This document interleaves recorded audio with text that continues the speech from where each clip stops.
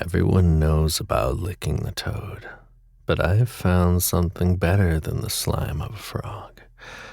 I found it in my backyard, and I can tell you with absolute certainty, albeit with some reluctance to make it common knowledge, that it is true.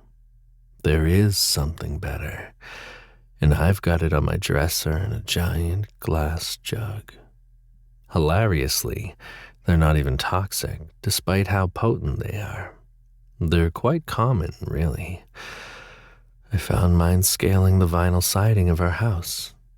I bet you have a ton in your backyard, too. My first trip was a complete accident. I'd been removing the slugs with my bare hands, untacking them from the vinyl and setting them in the grass.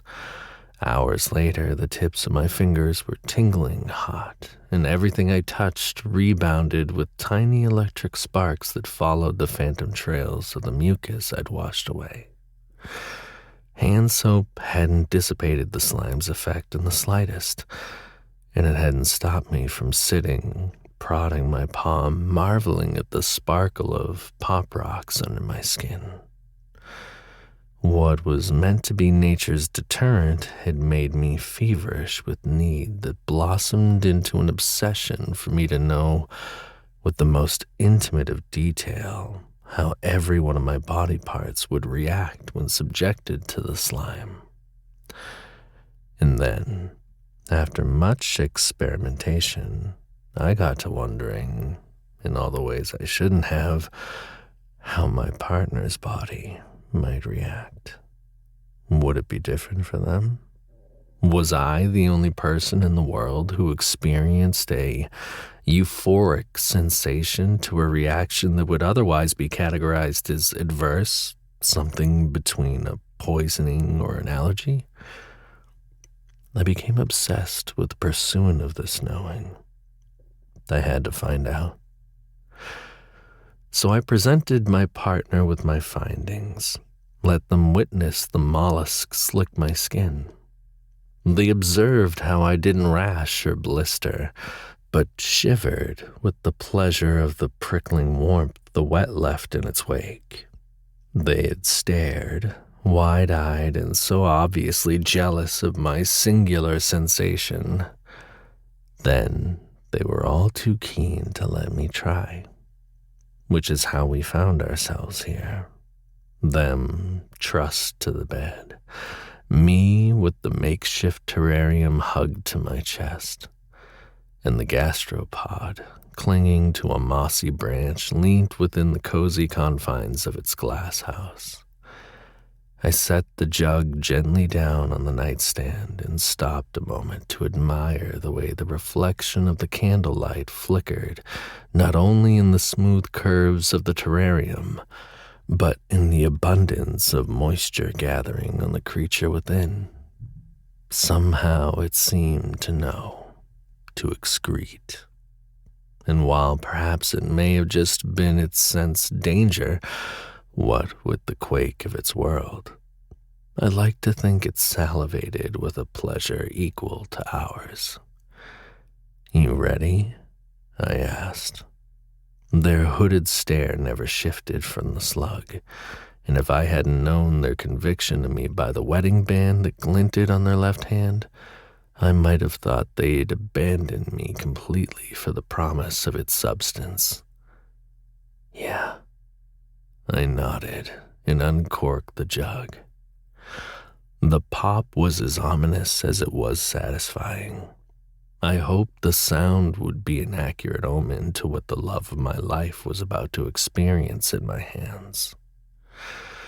I smiled down at them, at their flushed, anxious face, and picked up the forceps from the tray beside the jug.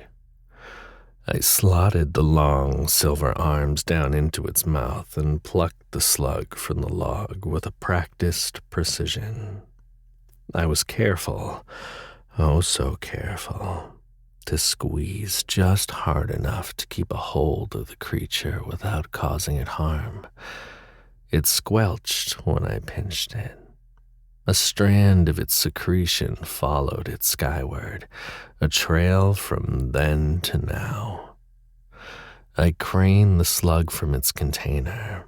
The viscous string wicked out as I stepped away from the nightstand to press a knee into the bed.